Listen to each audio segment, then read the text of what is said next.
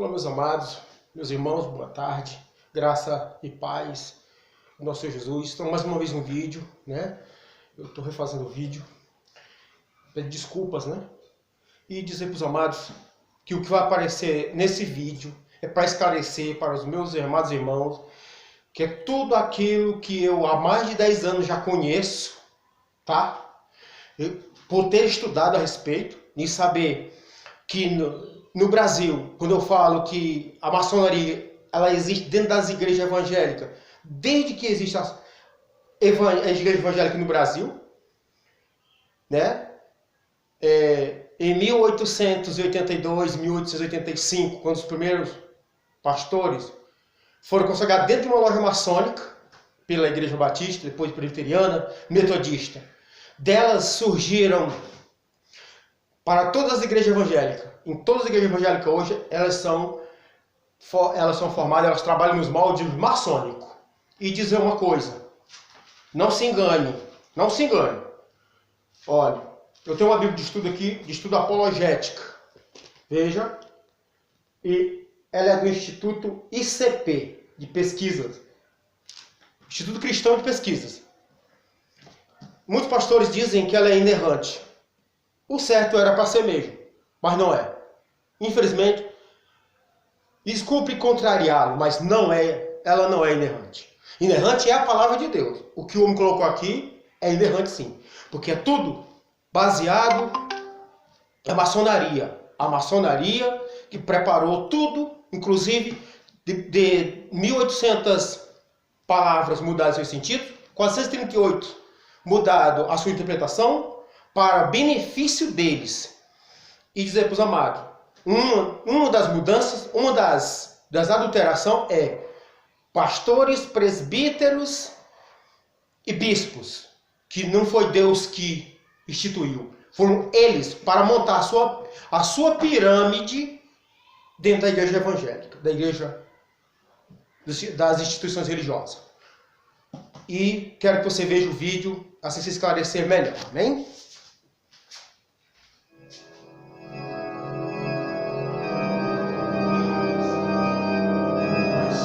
Sentem-se, irmãos.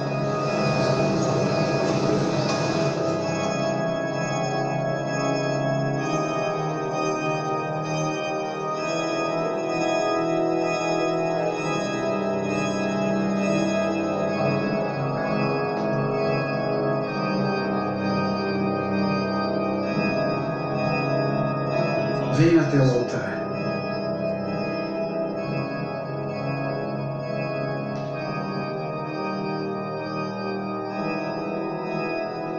Com as duas mãos sobre a lei sagrada.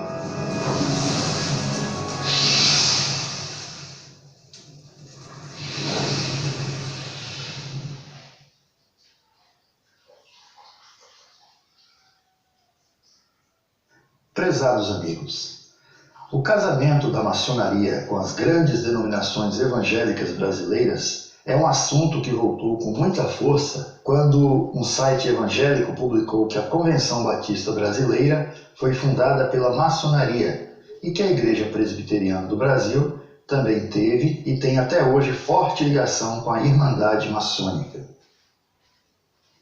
Desde então tem saído várias reportagens, artigos e vídeos no YouTube mostrando que a maçonaria não está somente nas igrejas históricas, mas até entre pentecostais. E hoje em dia, até a Assembleia de Deus, que eu disse que há 40 anos atrás, 50 anos atrás, lutava contra isso, está cheia de maçons. Então, quero mostrar neste vídeo alguns fatos importantes, documentados, que talvez contribuam com a pesquisa dos interessados nesse tema. Até porque muita gente acredita até hoje que a igreja institucional está totalmente livre da maçonaria.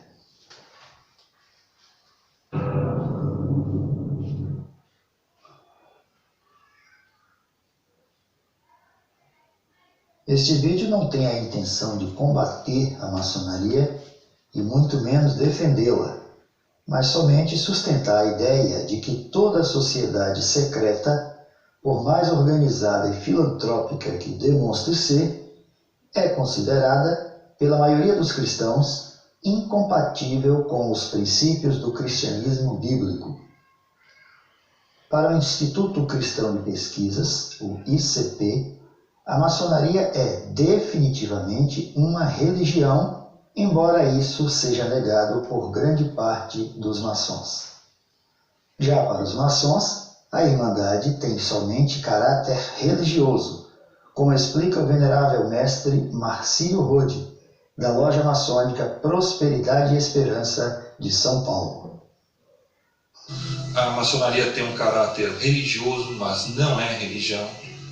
Enfim, é uma ordem, não diria secreta, eu diria mais uma ordem discreta, que busca aprimorar o ser humano em todos os seus aspectos.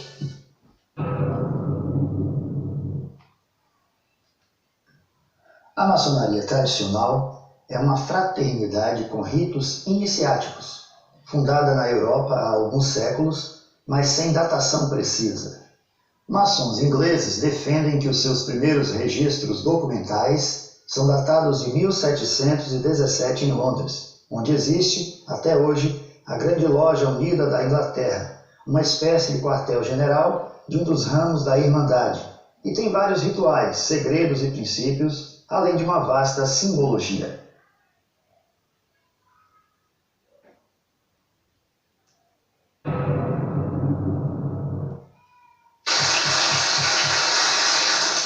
Muito obrigado, meus irmãos. General, o senhor está com a palavra.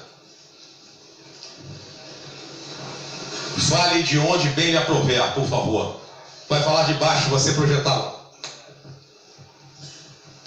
Quão bom é estar entre os irmãos.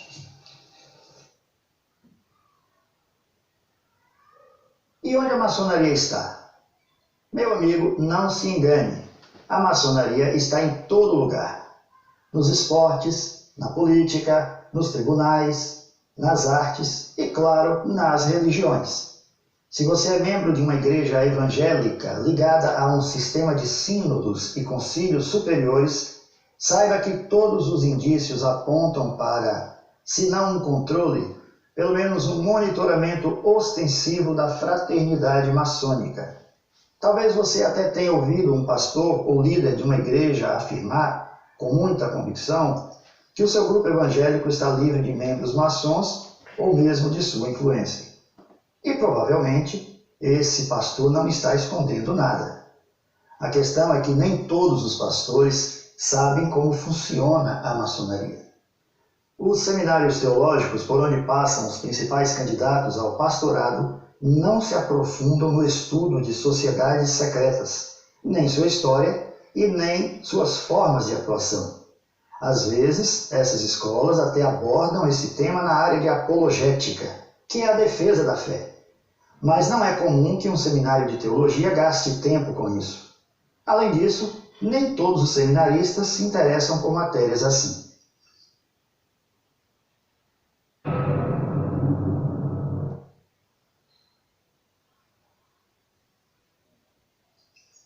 Se você quiser conceituar a maçonaria com poucas palavras, talvez a melhor frase seja: o olho que tudo vê. Esta é uma frase muito usada na maçonaria e tem a ver com um de seus mais conhecidos símbolos, a pirâmide maçônica. Esse símbolo é bem conhecido por aparecer na nota de $1 americano. Vamos conhecer um pouco mais essa pirâmide. Observe essa imagem. Abaixo você vê uma flâmula com uma inscrição em latim, que numa tradução livre para o português seria Nova Ordem Mundial. A pirâmide está destacada em vermelho para manter o padrão do vídeo. Sempre que o sistema maçônico for ilustrado com uma pirâmide, ela estará em vermelho para facilitar a compreensão. Perceba que o topo da pirâmide é independente da base, indicando a supremacia de quem manda em um sistema piramidal maçônico. No corpo da pirâmide, os tijolos são iguais. Estudiosos entendem que essa composição homogênea representa as classes inferiores, que servem apenas para sustentar o topo.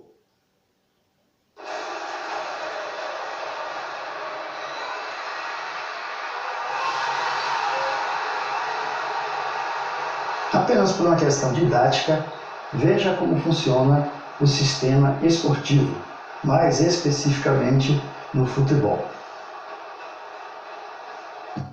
Quem torce para um time do futebol brasileiro dificilmente se dá conta que o seu clube não é tão forte e independente como imagina.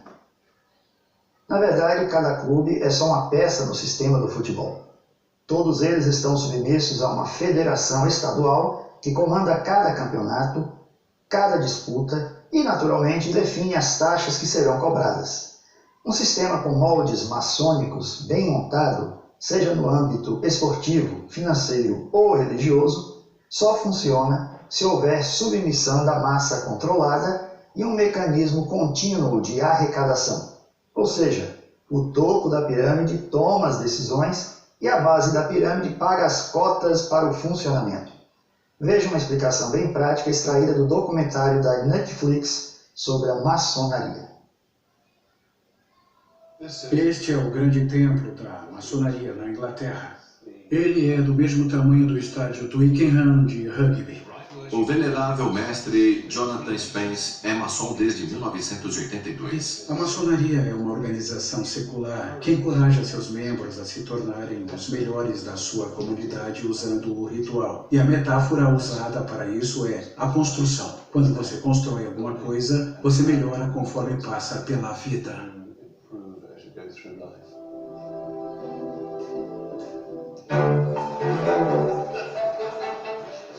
Hoje, Jonathan estará liderando um dos maiores eventos maçônicos do ano, a comunicação trimestral.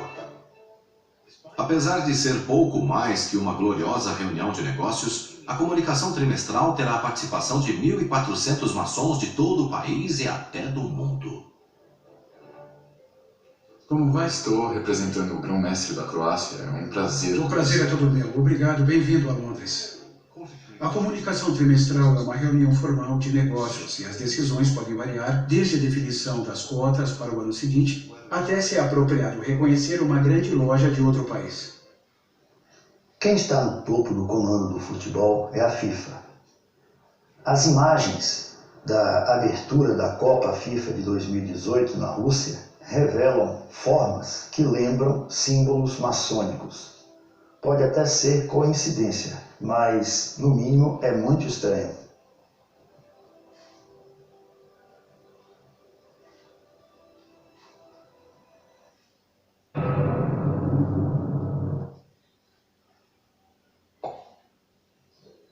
Como a maçonaria é uma fraternidade que preza pelos valores morais e pela ordem social, a sua atuação é muito ampla.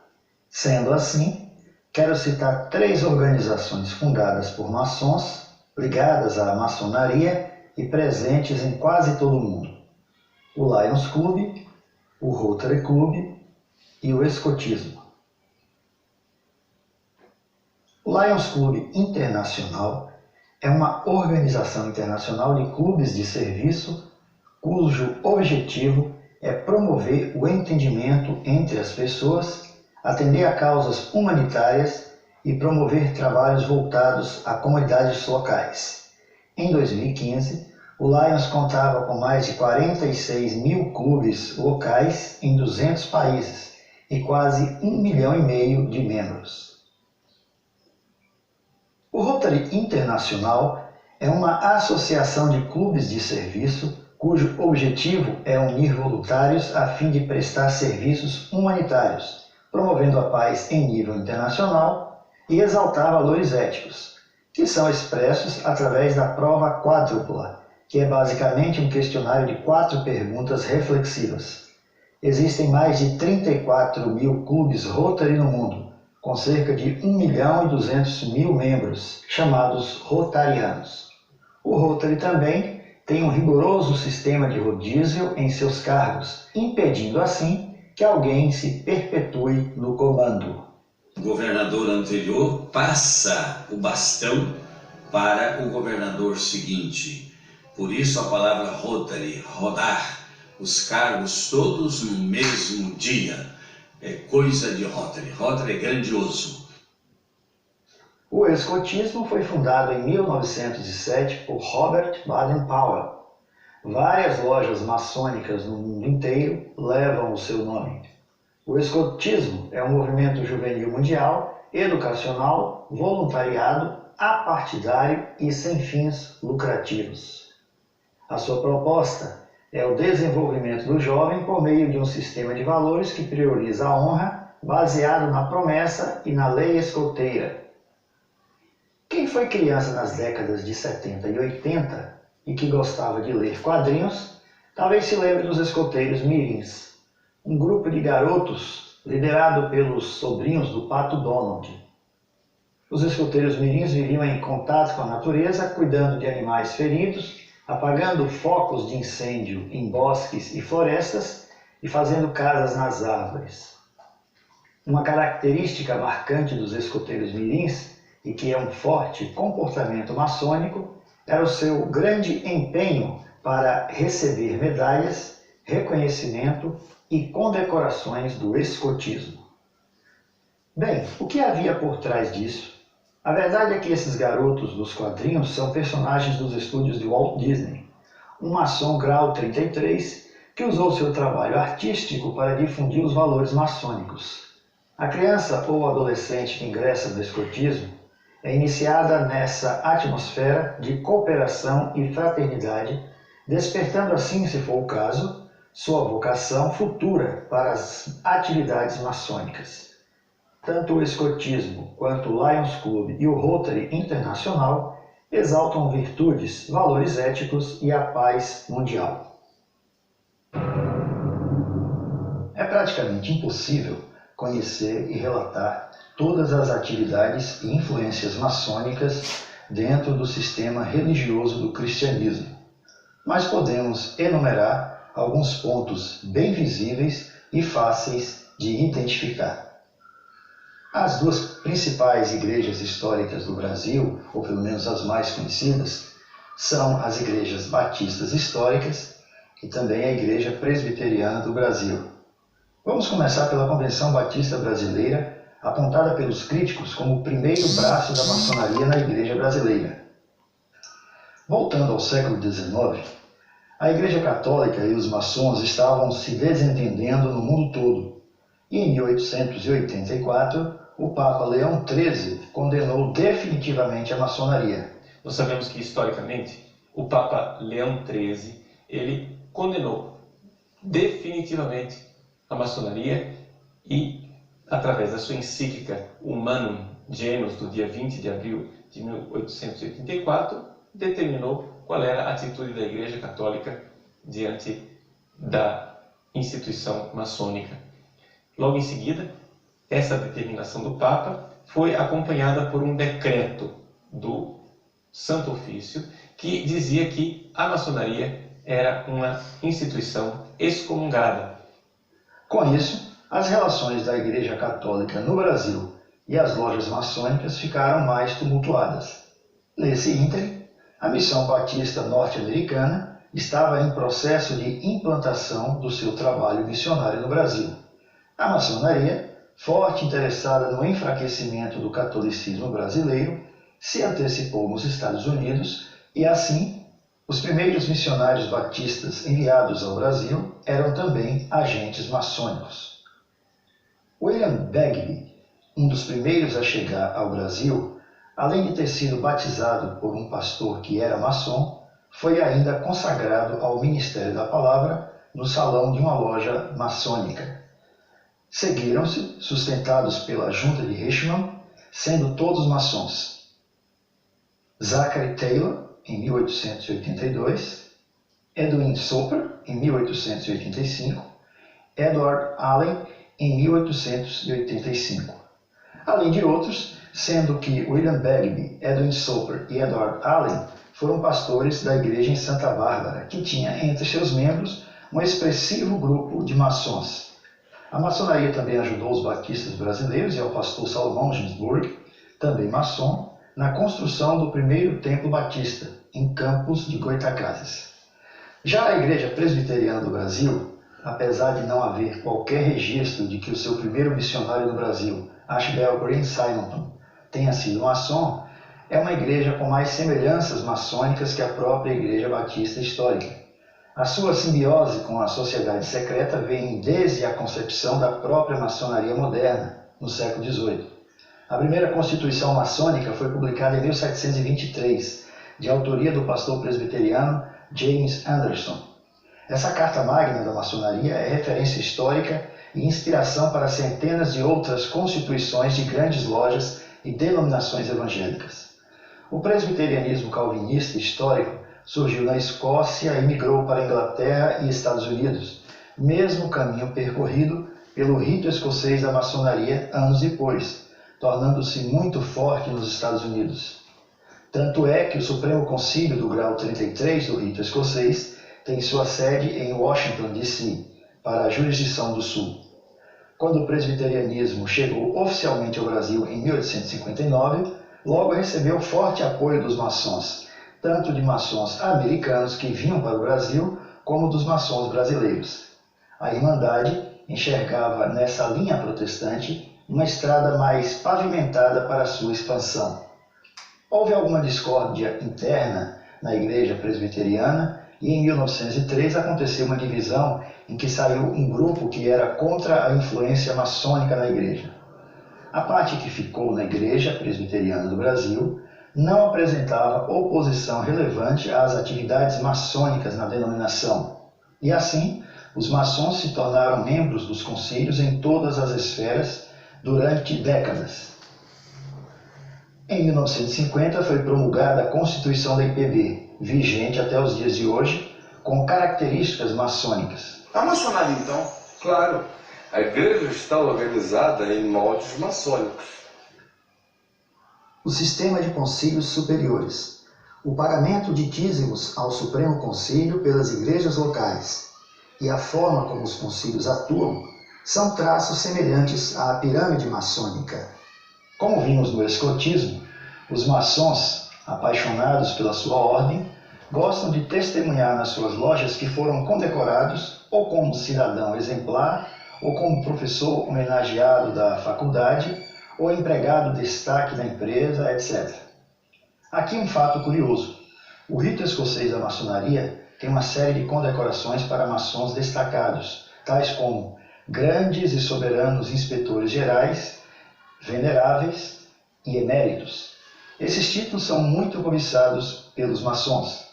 Veja esse artigo da Constituição do Grande Oriente do Brasil e compare com a Constituição Presbiteriana. A Constituição Maçônica do Grande Oriente do Brasil, em seu artigo 32, diz: os maçons podem ser ainda eméritos, remidos ou honorários.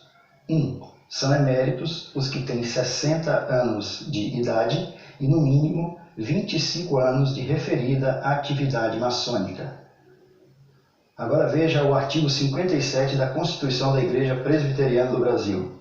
Aos presbíteros e aos diáconos que tenham servido satisfatoriamente a uma igreja por mais de 25 anos, poderá esta, pelo voto da Assembleia, oferecer o título de presbítero ou diácono emérito, respectivamente, sem prejuízo do exercício do seu cargo, se para ele forem reeleitos.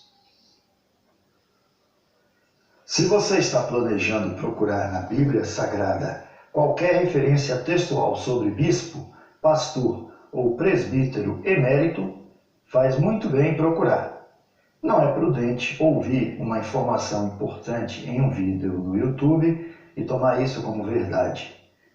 Mas eu quero adiantar que você não vai encontrar nada sobre emerência na lei de Deus, porque o título de presbítero emérito não é uma ordenança do Senhor Jesus Cristo e nem uma prática da igreja primitiva. É somente uma condecoração dos rituais maçônicos, criada, formatada e inserida no sistema religioso por eles mesmos, para enriquecer sua vasta coleção de honrarias. Mesmo o título de bispo emérito na Igreja Católica tem formato diferente. Observe que o título constitucional presbiteriano de emérito não contempla nenhum irmão ou irmã crente da comunidade, sem um cargo de oficial e fora da pirâmide, mesmo que ele ou ela tenha contribuído com a igreja durante 50 anos. Esse galardão maçônico é somente para os clérigos. Considerações.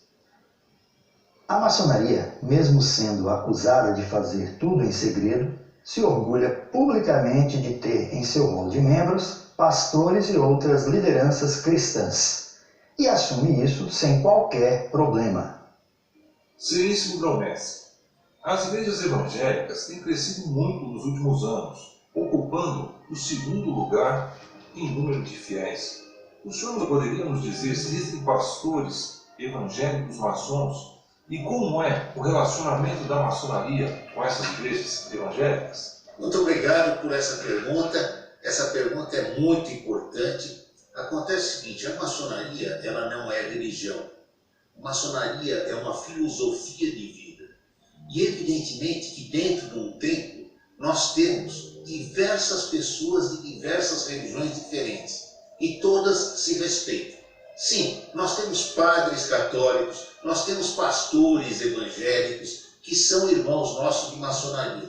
Eles trabalham porque dentro dos nossos templos nós temos um livro sagrado. E esse livro sagrado é a Bíblia, é um livro de moral. E nós temos diversos irmãos que fazem parte, que são evangélicos, que são católicos, que são budistas, que são maometistas, de todas as religiões. E isso é importante todos se reunirem no mesmo tempo.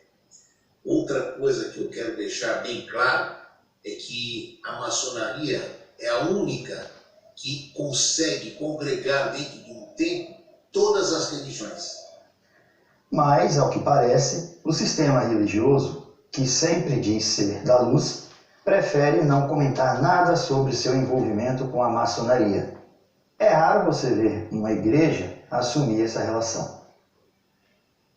O Supremo Concílio da Igreja Presbiteriana do Brasil publicou em 2010 um documento dizendo: quanto à incompatibilidade com a maçonaria, o Supremo Concílio IPB 2010 resolve 1. Aprovar o documento. 2. Reafirmar a incompatibilidade das doutrinas maçônicas com a fé cristã.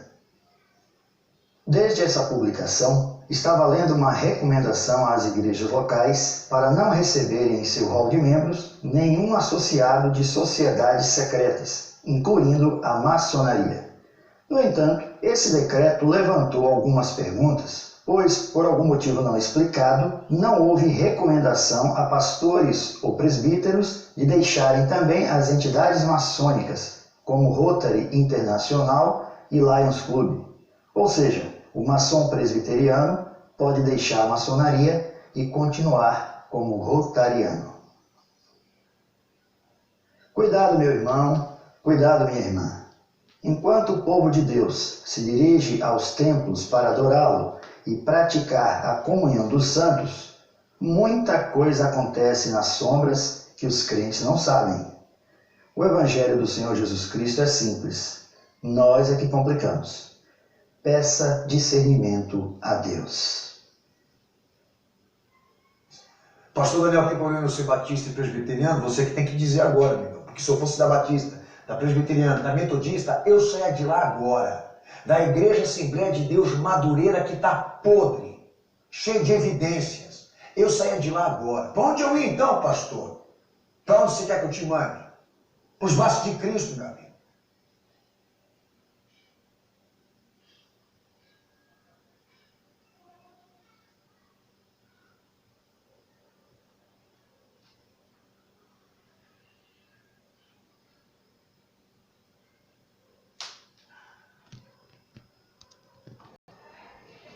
Pois é, meus irmãos, que Deus abençoe, assista o vídeo, em nome de Jesus. E se esclareça, Jesus está pronto para esclarecer você. Questione o seu pastor, ele não vai responder, por dois motivos. Ou por ele saber muito, ou por ele não saber nada. Que Deus abençoe os amados.